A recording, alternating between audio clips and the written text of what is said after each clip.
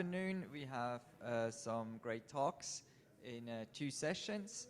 And the last 2 talks of this session, so the first one is Andy Howell from Rubin Observatory, and he talks about the next generation follow-up ecosystem. So please take it away. All right, thank you.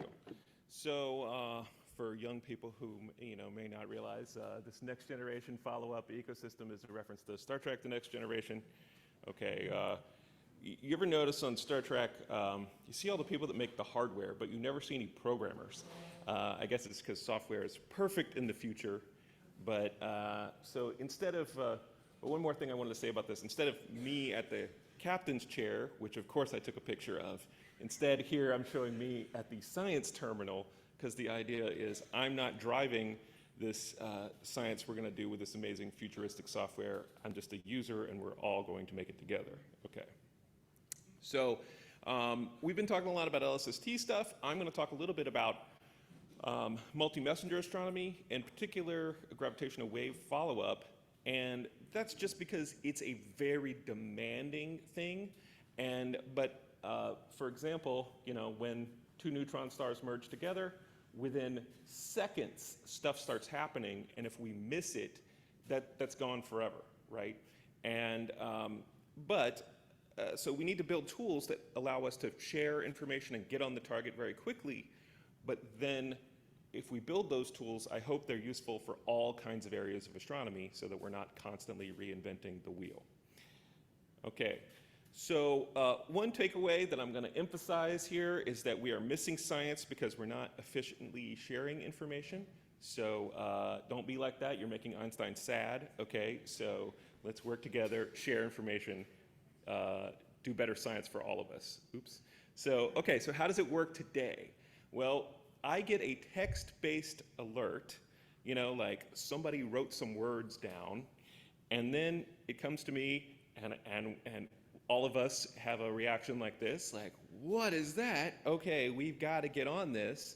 So we go and get on our GUI to fill out every possible configuration of Gemini or whatever, which might take an hour, send that in. Then, scramble, look up other resources, like during GW 1708-17, we're calling each other on the telephone, which is ridiculous. And then going and looking at different websites to see what instruments are on where, or can we get any time out of any of our friends, and so on. And then once we get some data, we go to an archive. Every archive is different, right? And then download it and try to reduce it using our tools that may or may not exist because IRAF has gone away. And then we write things back down in text like a monkey, which is ridiculous. Again, this is this telegraph era stuff, and we need to instead have machine-readable communication, and our TOMs should really send this information off. So speaking of TOMs, Curtis already covered some of this, ways we could do better, like especially number 3 there. And I'm going to talk about sort of like the 1 and 6 problem here. Some of this is unsolved. How do we make archives work together? How do we make better tools for efficient observations? I just don't have time to do everything. But Adam Brazier's talk and Curtis's and mine all go together. Okay. So here's how I want it to work in the future. This works for LSST as well as gravitational wave stuff. You receive some alert. Your telescope automatically figures out what to do and starts observing this area or target, negotiates priorities, data access, no calling people on the phone. The data get automatically reduced and instantly made available to the community, to everyone in the community you want to have access. Then you run your algorithms and machine learning and whatever to figure out what's going on and what you should do next. And then this whole process repeats in a loop. And ideally, we'll take humans out of it as much as possible because we're the slow step, and besides, we might be asleep or something, right? Okay, so I mentioned that we're not achieving science because we're not efficiently sharing information. In 2003, in the LIGO Virgo observing run, there were, at the time, about 10 sources triggered that they thought at the time had a neutron star. It turns out only about 3 of those probably actually had a neutron star. But still, that's where the community scrambled and tried to find something, and we did not find any kilonovae. And part of that was that the localization region was bigger than the GW 1708-17, and things were a little bit more distant. So it was a tougher problem. I'm just quoting from another paper here, one that I was not involved in. It said, it's clear that global coordination of observations could yield expected gains in efficiency, both in terms of coverage and sensitivity, in terms of finding the kilonova. And other people are working on a paper that say that we could have found a kilonova in 03 had we coordinated. So I'll tell you about a project I'm involved in with a group of several people called the Gravitational Wave Treasure Map, and that is how can we coordinate to do a better job of searching. So you can go to treasuremap.space and check it out. Here is a video demo of it. So you can see all the people contributing over here, and we have something like 25,000 pointings. Okay, you go to the top and pick a gravitational wave event, and it takes you to the page for that thing. You can click on the different contours up at the top. It said publication or preliminary, meaning this was how it looked initially until they refined the contours. And all those little squares are different people's telescope pointings, either where they planned to point or where they did point their telescope. And we can zoom in. This is on a projection of the sky that has some survey data underneath. And we can look at the contours and then click, say, the X-ray sources that people have reported on the sky being there prior. We can also change out the base layer to, say, pan-stars that might go a little deeper, and zoom in some to see if there are galaxies there or what kinds of things we're trying to observe. And we can now put the instruments back on of people's reported pointings, and you see we're all observing the same place, right? This is like tons of telescopes all doing the same thing. You can, of course, click those telescopes and remove those pointings. But if you want to see, like, say, what order people were doing things, there's a time slider at the bottom. And so you can just slide it forward in time and then see what people were doing. The yellow squares are Las Cumbres Observatory. Of course, we're robotic, so we got on things quickly, but we can't observe a big area where we're doing targeted observations. But you can also zoom back out and then look at, say, where was Swift could Swift have seen something in that area, or Fermi, or whatever. So there's an API driving all of this, so people should hook their telescope up to this, and then automatically, when your telescope points somewhere, submit that to the treasure map. Right now, it's just gravitational waves, but we hope to expand it to other things like neutrino alerts, maybe fast radio bursts, any kind of thing that this would benefit from. All right. And in addition to just sharing information about what we're doing in terms of pointing our telescopes, we should be sharing other things like photometry.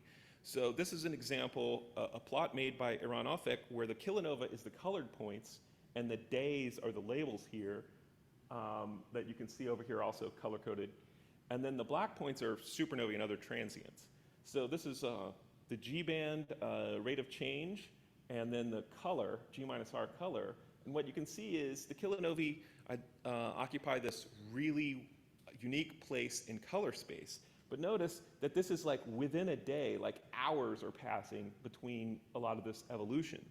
And so if you have one telescope, you get one data point, you may not have enough information to know that this is the kilonova. But if you put it together with the data that I got a couple of hours earlier, we could know and more rapidly identify which candidate is the kilonova.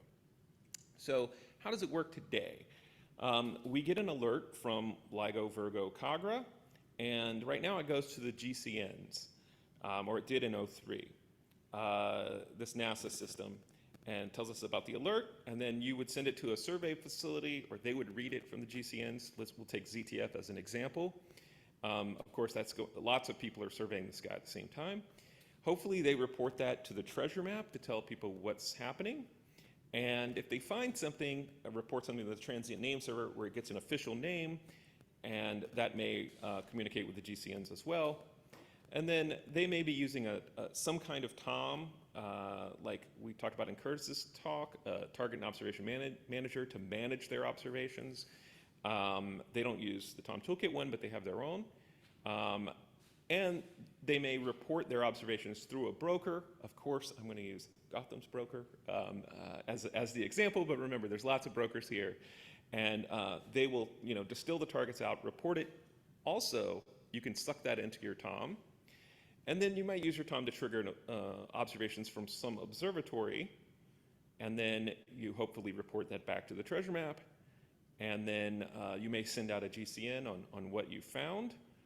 And you may go and get some names of, tell people the types of something to the transient name server, and coordinate all of that information back to the GCNs. And then, of course, space observatories get in on the action.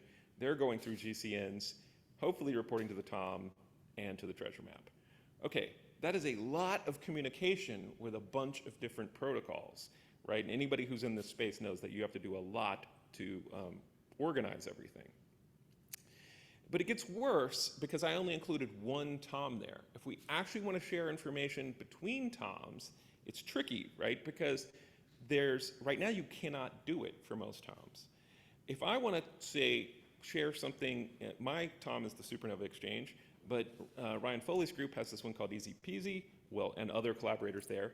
I have to use their API to post something or get something from theirs. But if they want to do it in reverse, they have to use our API, which is different, right? And then if you add in another one, like say the ZTF Marshal, there's a whole different set of pairs of APIs, if people even have APIs. And then we add in a fourth one, and the problem keeps getting worse. So it's basically an n squared problem. It's really n times n minus 1. But then even if you solved that, you still have the authentication problem. How do you know I'm allowed to see the data from this one event over there? Because how do you know I'm the same user in all the different TOMs that all have different logins? Okay, and there's an additional problem, and that is that these brokers are basically a one-way fire hose, okay? They're broadcasting out a bunch of data from LSST. How do I get the information back that I found something really cool? Or I have some more photometry that can help your machine learning figure out what's really going on. And so I say this is, brokers don't allow salmon. In other words, they don't allow something going back upstream. Okay, this is from the Beta Breakers race, which is across the peninsula of San Francisco. People run in one direction, but there's these people that dress as salmon and run the race from the finish line to the front. But that's not allowed in most current schemes of brokers. So we need a way to message each other more efficiently without this kind of garbage, okay? So imagine you have some gravitational wave candidates. So the problems today are we have reporting mechanisms like the GCN circulars, which are not machine readable. You have to type a bunch of stuff out. And then we have our target and observation managers can't parse them.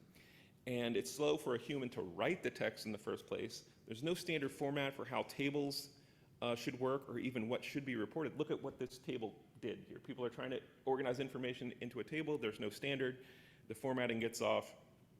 And generally, we only report things like spectroscopic type and discovery, not all the other information we have on a target. And then the information is reported in several different places, like the GCN circulars, the GCN notices, the astronomer's telegrams, transient name server, brokers, so you don't even really know where to go to get your information. So partly to solve this SCIMMA group has invented something. So SCIMMA stands for Scalable Cyber Infrastructure for Multi-Messenger Astrophysics. It was a group put together by the NSF, and we're funded by the NSF. The idea is to make a Kafka-based messaging system. It's a publish and subscribe model, PubSub, which means that you can subscribe to only the information you want. The problem right now is you get GCNs, you get all GCNs, right? Not just the ones about kilinovae or whatever. Which means that you can have threaded responses, and you can also carry much more information because you don't have to worry about polluting the stream. This Hopscotch currently carries GCNs, but we will carry all kinds of messages of anybody that will allow us to carry their messages.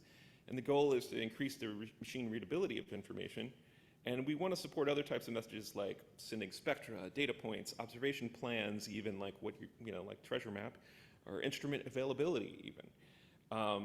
So it's based on Kafka, so it will scale. It's cloud-based, it's in AWS. And another important point is integrated with identity and access management so that can solve this problem of different brokers not knowing each other. But there still is a standards problem. Right now, Hopscotch is just agnostic about the nature of the message, so that you could put any message over it, right? What you're saying about telescope pointings may be very different than, hey, your report about what type of event that you observed. So here's how we envision it looking in the future, where there's this sort of centralized hub that a lot of the information exchange goes through. Now, so in other words, LIGO is planning on sending their new messages through Hopscotch. So I hope you will all become really familiar with this soon. And we can carry information, all kinds of other information as well. Now, what is this HERMES thing down below? Basically, that is the GUI, API, and protocol and database to allow us to organize this information. So in designing that, we basically said, well, let's combine something that has the ease of use of free text and the utility of machine readability. Let's make some standards for what to communicate. So we have recognized key value pairs, so everybody's using the same things. Has the capability of communicating a wide range of information like discoveries, telescope pointings, etc. Is API driven, so you can use it with or without a GUI. Built on Kafka, has IAM, and can supplement but not necessarily replace existing infrastructure. There's already a transient name server, it works, so we don't want to make our own, we want to send our information to them and carry that information, for example. Okay, so this HERMES, which is some overlay on top of Hopscotch, stands for Hopscotch Enabled Rapid Message Exchange Service, and it's also because we already had Mars as a broker at LCO, and so Hermes is the messenger god, so it's keeping in that theme. And so there's a graphical user interface, but you can use the API, and let me just show you how it works with a demo. Okay, so here's a browser on the left. That's the Hermes test topic, but you can switch it to the GCNs, which it's carrying right now. You can look at a GCN, browse it over here, but look, there's the current table of text, which doesn't work very well. So you can fill in information like the title, event ID, and so on, but you can upload your candidates. You have to manually type them in. They're in well-defined fields, but if there's a field that wasn't there, you can add arbitrary key value pairs. And so I'm just putting my email here, but you can go down here and you can interpolate variables that you see up above by putting them in curly brackets. So I put in email, hit preview, and now it's interpolated the value that it had up there. Now, I tried to submit, and there was a problem because there was a typo in the table, and that's not a well-formed array, so it has actual checking of that kind of thing. Now I can go down and just hit submit, and then I go back over to the browser, and there's the message that's gone through the system, and then look at the candidate table. There it is, nicely formed. Everybody can get that stuff. There's the additional stuff I added, and everything is in a JSON, so you can parse it with your system. And, but you can read the human readable parts as well, of course. And in the topics, you can blend then the GCN circulars and that test to mix all the data together, or you can read an individual topic on its own. Okay, but we could report other things by, at the top, you just split out photometry or spectroscopy or whatever, so that everything is well defined and you can have the right variables.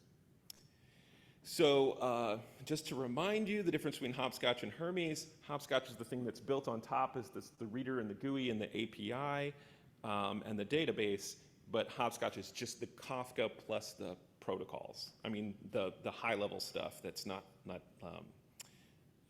that you can carry any message. You don't need to use Hermes if you don't want to, but Hermes provides some structure so that you can interpret the data. Okay, so the path forward is Hopscotch is being used now, but it's being improved continuously. Hermes is at the proof of concept stage, so we can make demos and stuff. You can go to hermes.lco.global and check it out, but you know, we're not really using it to carry a lot of messages right now. So the idea is to present it to the community, get community engagement and feedback, make some working groups so that you tell us what variables you want. Anybody can get involved. I am not trying to drive this. And then we refine and iterate the concept to have a minimum viable product by the start of 2004. So if you have ideas or comments, send them to hermes@lco.global. And then just in summary, we got to have new communication infrastructure and software tools so that we can really capitalize on these billion-dollar type of investments we have. And we're making improvements in nearly every step of the process, from the treasure map for better coordination, the TOM Toolkit for data reduction and communication, and making those tools available to the community. Telescope triggering and AEON for telescope coordination. I didn't even have time to mention that we're working on an open source telescope control system, so if you want to make your telescope robotic, it will naturally plug in and work with all of this stuff. Hopscotch and HERMES for messaging. And then, yeah, I've used MMA as an example, but all of this stuff applies to LSST or your regular supernova observations or whatever else. All right, that's it. Thanks. Thank you very much, Andy. Questions, comments from the audience? Frederic? Hello, I think we've got officially acronym and names crazy. You had a slide with like only logos and names, and there were like 50 of them. So Yes, yes, yeah. But my real question is, so my impression is that this is going to be extremely useful in the Rubin era for the second nights of observations, because I think Rubin can take a lot of the way off of the first night. Yeah. But it's going to be very difficult for the survey to also add observations on the second night without losing efficiency on the other surveys. So the coordination in the second night, I think, can really be critical in multi-messenger. Yes, so we will just take, we know that Rubin is the 800-pound gorilla. It's already got its kind of messaging format and things that brokers can understand. So we're just going to take that and then try to make the other protocol stuff about what we report match that kind of stuff as much as we can.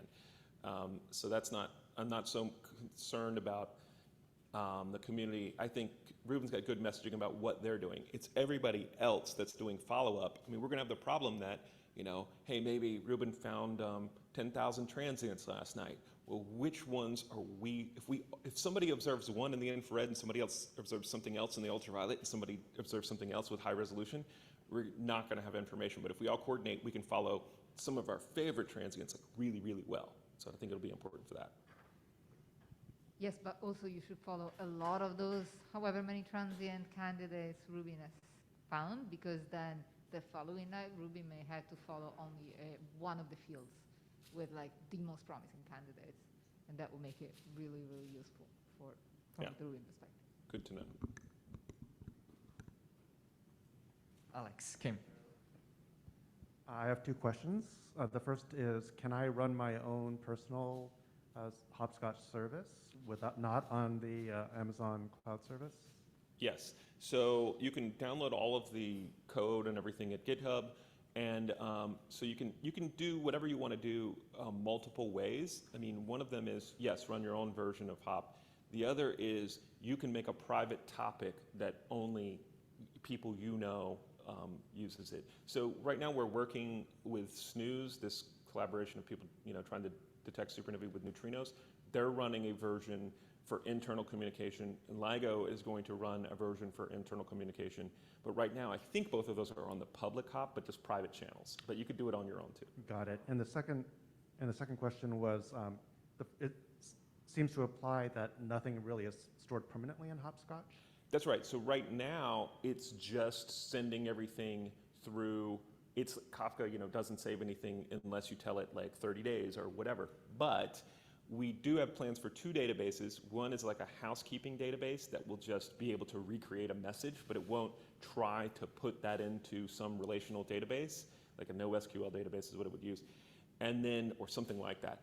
And then the other one is the HERMES database, which, because it's got well-defined structure to what you have to put in, it can keep those in a database. So we will provide access to that database through an API, but we haven't made it yet because it depends on what we're choosing as the actual fields and tables, which we want community feedback for.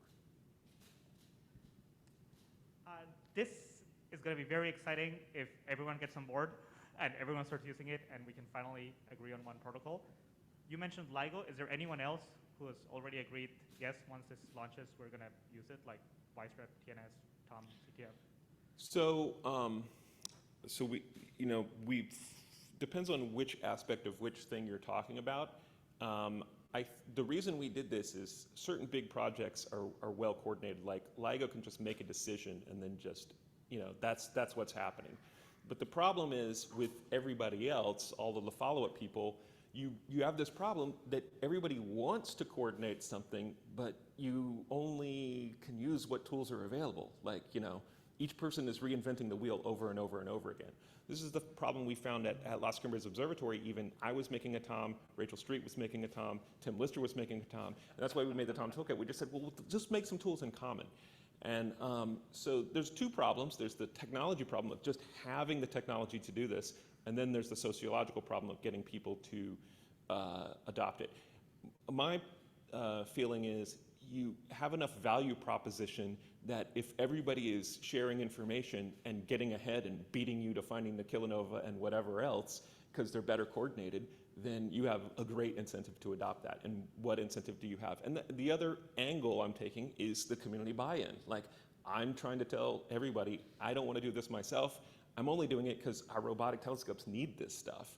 And so if you have an idea, don't go and reinvent the wheel, just come and work with us, and we'll figure out whatever your needs are, we'll work it into the system. Great. Very last question. Just a quick comment, I guess in response to some of this. There's a talk on SCIMMA Hopscotch and like community integration of Hopscotch with me and Adam later today, and we'll go into a lot more detail about the system, but as well as like how we're trying to do community integration so that we don't end up with tons of wheels that all look identical by different people. That's right. I forgot to say the LSST integration stuff is coming, so stay tuned for Adam's and Bryce's talk. Great. So let's thank Andy again. So our next